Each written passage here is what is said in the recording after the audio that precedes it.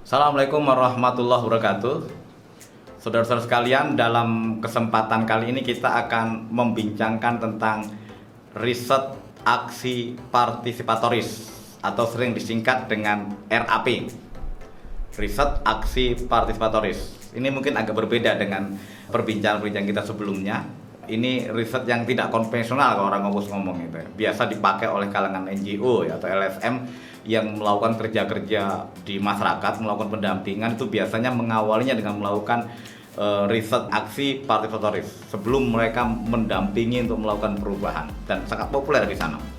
Oleh kalangan NGO itu selalu menggunakan ini sebagai basis data untuk melakukan satu perubahan di masyarakat.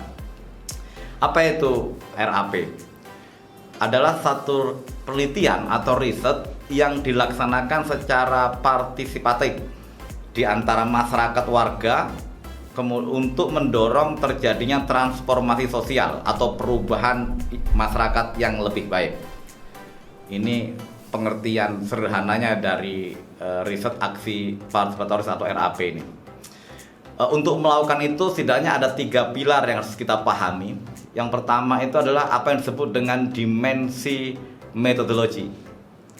Jadi walaupun ini riset aksi, bukan berarti tanpa metodologi, tetap menggunakan metodologi tertentu dan sangat ketat begitu ya.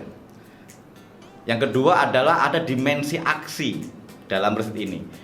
Riset harus bertujuan untuk melakukan perubahan atau transformasi sosial di masyarakat di mana dia melakukan riset itu.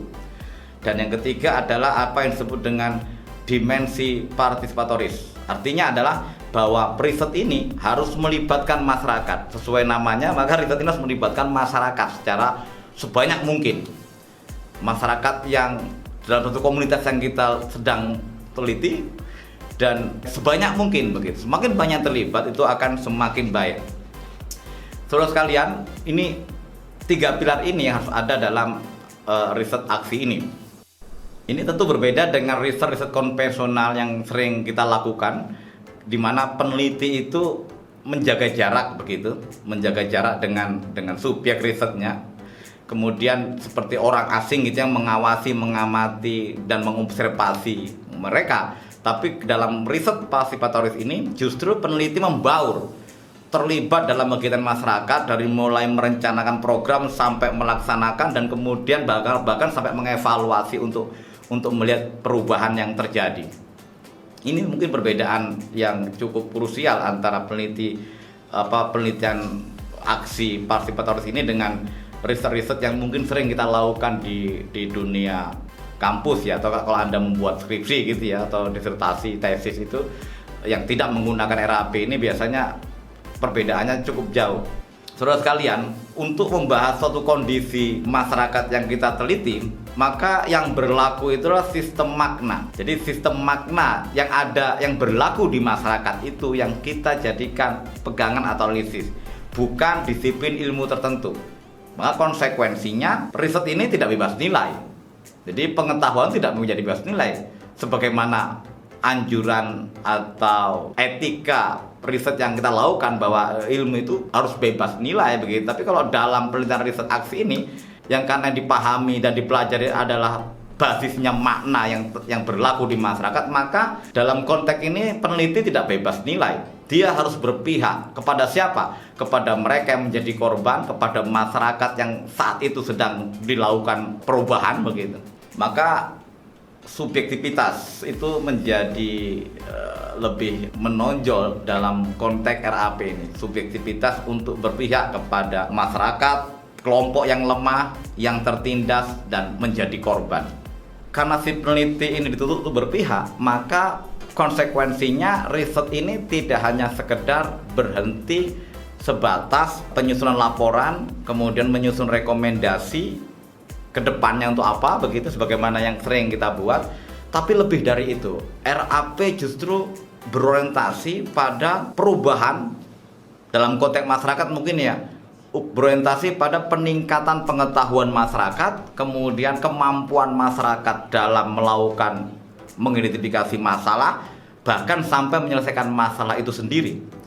Oleh karenanya RAP ini sungguh-sungguh mengautorisasikan atau mengambil posisi sebagai bagian dari upaya untuk melakukan transformasi sosial di tengah masyarakatnya. Oleh karenanya saya pikir ini yang membuat kenapa mereka-mereka yang bekerja di tingkat grassroots ya, menjadi pendamping masyarakat itu banyak melakukan riset aksi partisipatoris ini sebelum mereka melangkah lebih jauh untuk menyusun program-program kerja yang lebih strategis dan efektif dalam melakukan perubahan. Dan riset ini sangat nyata hasilnya dan kemudian mengukurnya juga jelas, yaitu sejauh mana kemudian riset yang dilakukan itu mampu memberikan perubahan-perubahan sebelum dan sesudah. Mengukurnya itu, evaluasi yang dilakukan seperti itu.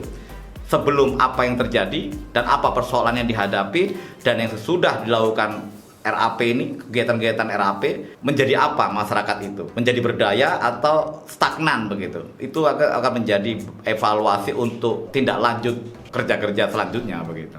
Karena RAP ini tujuan akhirnya adalah melakukan sebuah perubahan gitu, perubahan di masyarakat, maka jika Anda tertarik untuk melakukan kerja-kerja ini dan agar hasil atau capaian kerja-kerja riset yang Anda lakukan ini optimal, saya pikir yang pertama harus Anda pegang betul, setidaknya ada 4 prinsip itu. Yang pertama mungkin diantaranya itu Anda harus perhatikan betul tingkat partisipasi masyarakat yang berkepentingan terhadap riset yang Anda lakukan itu. Mereka yang terlibat dalam riset itu, mereka yang Anda jadikan subjek riset, yang Anda coba untuk diubah begitu, diubah bersama. Ini penting, semakin banyak partisipasi masyarakat yang bisa terlibat, maka semakin baik pula kualitas riset yang Anda lakukan. Jadi prinsip partisipasi, saya pikir harus dipegang betul bagi seorang yang ingin melakukan kerja-kerja riset dengan menggunakan metode RAP ini. Yang kedua mungkin yang harus diperhatikan adalah orientasi aksi. Karena tadi saya katakan bahwa orientasinya adalah perubahan, maka kerja-kerja riset ini harus memuat agenda aksi perubahan yang jelas, baik dari terjadwalnya, kemudian perencanaannya harus konkret begitu. Ini perubahan-perubahan. Yang ketiga bisa jadi prinsip triangulasi namanya. RAP harus dilakukan dengan berbagai sudut pandang, metode, dan alat kerja yang berbeda untuk melihat situasi atau problem yang sama di masyarakat. Tujuannya apa? Tujuannya agar si peneliti dengan warga itu memiliki pemahaman yang sama terhadap yang sesuai dengan fakta.